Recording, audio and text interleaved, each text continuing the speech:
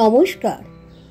আজকে আমি নতুন ছোট আলু দিয়ে আলুর দম করে দেখাবো। ছোট আলুগুলোকে আগে সিদ্ধ করে নিয়েছি। আলুগুলোর খোসা ছাড়িয়ে নিয়ে এসেছি।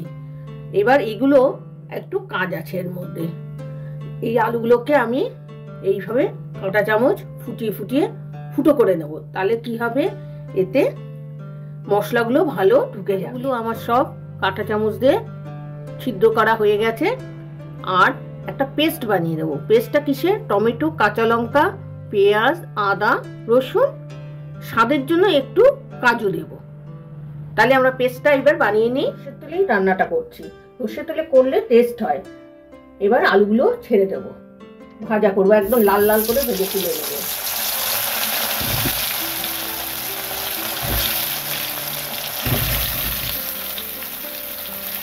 আপনারা যদি সিদ্ধের সময় নুন দেন তাহলে ভাজার সময় নুন লাগবে না। আমি যেহেতু সিদ্ধর সময় নুন দিইনি, সেহেতু ভাজার সময় নুন দেবো একটু। তাতে একটু হলুদও দেবো। আপনারা সবসময় আলুর দম করার সময় কড়াই বা বাটি বা প্রেসারে না করে অন্যভাবে করলেই আলু সিদ্ধটা পারফেক্ট হয়। এবার আলুটাকে ভেজে নেব লাল লাল করে। প্রেসারে করলে কি হয় থাকে, সবাই তো আর সমানভাবে রান্না করতে পারে না, তারা তখন গলিয়েই ফেলবে আলু তাতে একদম।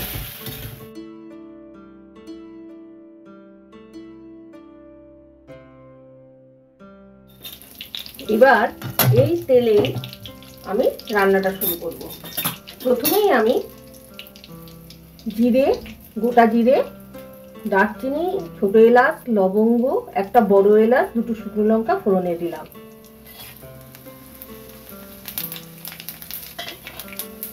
ফোড়নের গন্ধটা বেরিয়ে গেছে।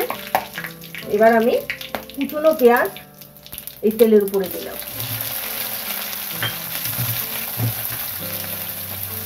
এতে একটু লবণ আর একটু হলুদ দিলাম।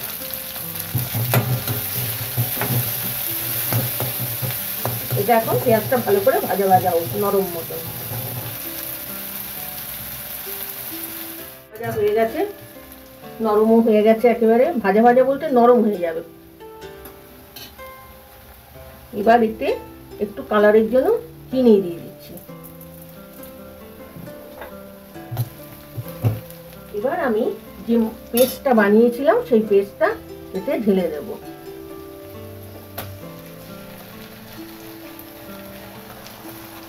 করে নেড়ে চেড়ে নেব, এর কাঁচা গন্ধটা চলে যাবে। তারপরে কি কি দিচ্ছি বলছি। মশলাটা আমার তেল উঠে গেছে, কষাও হয়ে গেছে। প্রথমে আমি কাশ্মীরি লঙ্কার গুঁড়ো দিলাম কালারের জন্য, 2 চামচ দিলাম। তারপরে দিলাম 1/2 চামচ হলুদ, আগে একটু হলুদ দিয়েছি। জিরের গুঁড়ো 1 চামচ, ধনের গুঁড়ো 1 চামচ।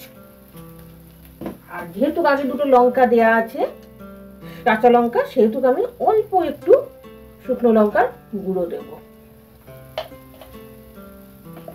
এবার এটাকে আমি নেড়ে ভালো করে, যাতে মশলাটা না পুড়ে যায়, সেই জন্য আমি 1/2 কাপ জল দিয়ে মশলাটা কষিয়ে নেব।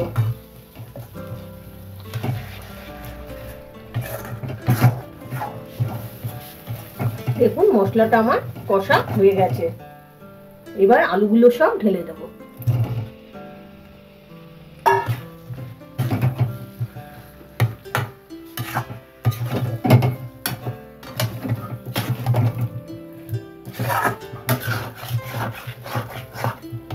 আলু দিয়ে মশলাটা ভালো করে কষা হয়ে গেছে।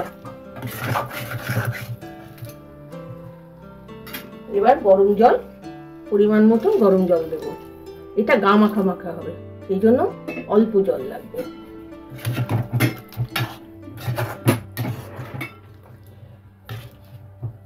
এর মধ্যে এবার পরিমাণ মতন নুন দেব। আগে একটু নুন দিয়েছিলাম ভাজার সময়, 1/2 চামচ নুন দিলাম। আর যেহেতু এটা টমেটো দেয়া আছে, সেহেতু 1/2 চামচ চিনি দিলাম। এবার নেড়ে এটাকে ফোটার জন্য ঢেকে দিলাম। ঢাকনাটা আমি খুলে নিচ্ছি। এর মধ্যে আমি একবার খুলে সব টেস্ট করে দেখেছি সব ঠিক আছে। তাহলে আমার গা মাখা মাখা ছোট আলুর দম রেডি। এখন দুটো কাঁচা লঙ্কা দিয়ে দেবো ছিঁড়ে ওর ভিতরে দিলাম, আর শাহি গরম মশলা দেবো একটু দিয়ে এটাকে 10 মিনিট ঢেকে রেখে দেবো। আপনারাও বাড়িতে করবেন, ভালো লাগলে শেয়ার করবেন, কমেন্টস করবেন, সাবস্ক্রাইব করবেন।